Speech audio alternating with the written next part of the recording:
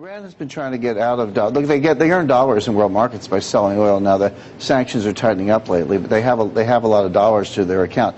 They've been trying to buy gold. They buy a lot of what's called scrap. I mean, scrap is just jewelry and cast off, but it's gold, and a lot of it's smuggled in through Dubai. It can be melted down and turned into ingots. That's one source of gold for them. But what's going on right now? There's sort of two kinds of currency wars. There's the currency wars we've been speaking about, U.S. and China. We cheapen your currencies to promote exports, except all you get is inflation. But there's currency wars, actual warfare. And that's what's going on with Iran. What the United States did, the president imposed sanctions on the Central Bank of Iran, Bank Markazi, cut them out of the dollar system. Suddenly, if you're a merchant in Iran and you need dollars to buy imports, they had to double their local currency prices. Things went from 200,000 rials to 400,000 rials because they needed more rials to buy dollars on the black market so they could get the dollars to import goods. So their currency dropped 40% against the dollar in one day. Then we imported hyperinflation, and we injected hyperinflation into Iran because they had to raise the local currency prices. The Iranian banks raised their interest rates to 20% to stop a run on the bank because people were pulling the rials out to dump them into hard assets. So we gave them a trashed currency, hyperinflation, and 20% interest rates 4 weeks before the elections. And this is not a coincidence in my view, because what we're trying to do is generate regime change. So this is sort of trying to reboot the Green Revolution Part 2.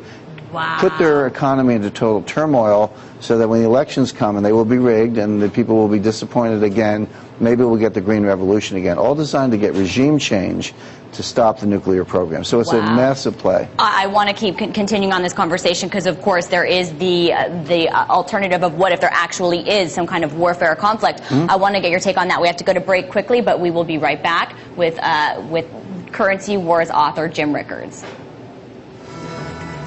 And still ahead, do not go away. With money as ammunition, what will be the only fighter left standing in the currency wars? We'll talk gold with Jim Rickards. But first, your closing market numbers.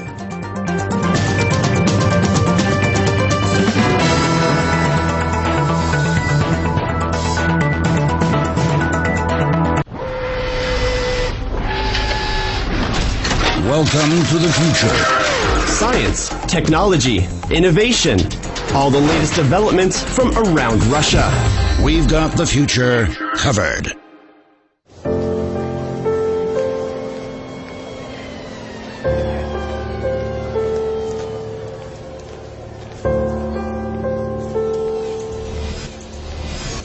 Life in Russia would be so much brighter if you knew more about someone from first impressions. Meetfriends.rt.com.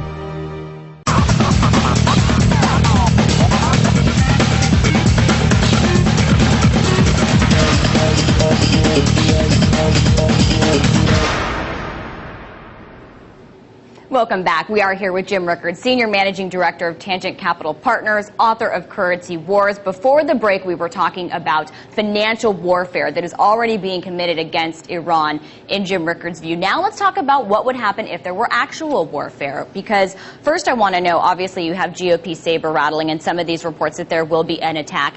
Do you think there will be some kind of actual armed conflict or airstrikes with Iran? And does it matter who's president, or is this going to happen regardless? I think it's likely to happen regardless. The thing is, Lauren, the main thing is to make sure that Iran does not get a nuclear weapon. So that's the starting place for all the analysis. So how do you stop them? Well, the first way we tried was diplomacy, which has failed. I mean, the Bush administration, Obama administration tried very hard at diplomacy, but it didn't work because the Iranians were not bargaining in good faith. The second thing which we're seeing play out is psychological operations, cyber warfare, sabotage, assassination. That's been going on for years. Been fairly effective at disrupting things, but hasn't really stopped the Iranians in their tracks. The third way is regime change. We talked a little bit about that before the break. And this whole the U.S. is going for it. Going for it, and absolutely. And look, no one worries that India has nuclear weapons because it's a democracy and it's moderate. So it's as much about the regime as it is about the weapons if you get regime change. But that probably won't happen. They're completely ruthless. So the fourth way is war. So nobody wants it. Nobody wants to see it happen. But it does seem likely because the Iranians are not backing away from this nuclear program. Then the question is timing. If you wait till 2013, it's too late. The Iranians will test the device in all likelihood before then. You're not going to see it on the eve of the presidential elections. It looks a little hokey.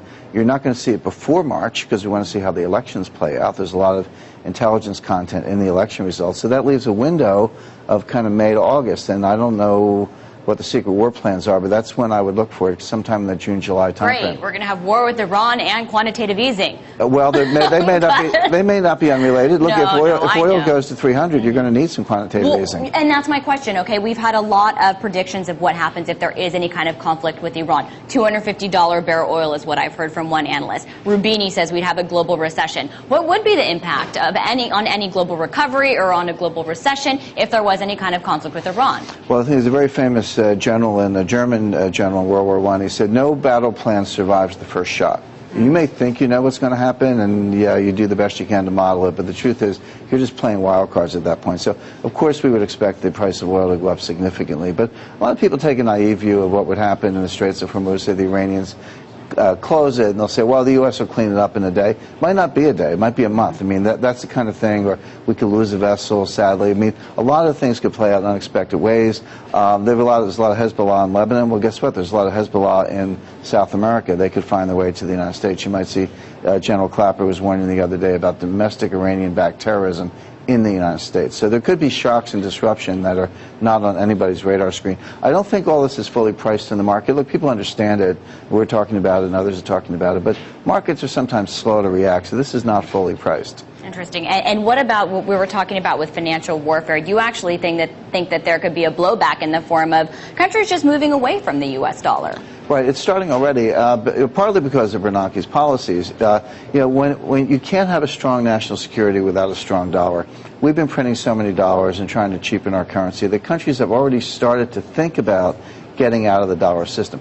Now we're giving them another reason, which is we're using it as a weapon. I'm not saying we shouldn't do that because we need to confront the Iranian regime, but the Iranians, there's some reports that they're talking to the Indians about doing a gold for oil swap. There's a lot of gold in India, so that actually is feasible. It's interesting that the Saudi Arabians have stepped up to supply the oil shortfall to China. So if China can't have Iranian oil, they'll get it from the Saudi Arabians. But what about the Indians? They need oil too. They're kind of like out in the cold. So they're talking to the Indians, rather. So the Indians are talking to the Iranians.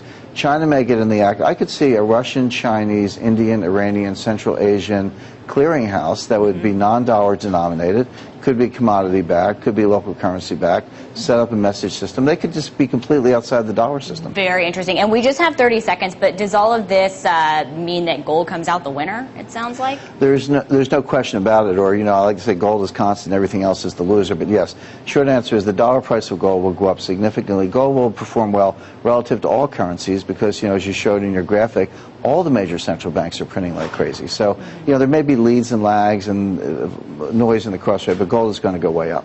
Well, I have to thank you so much for being on the show. It's always so nice to have you. Your insight is just amazing.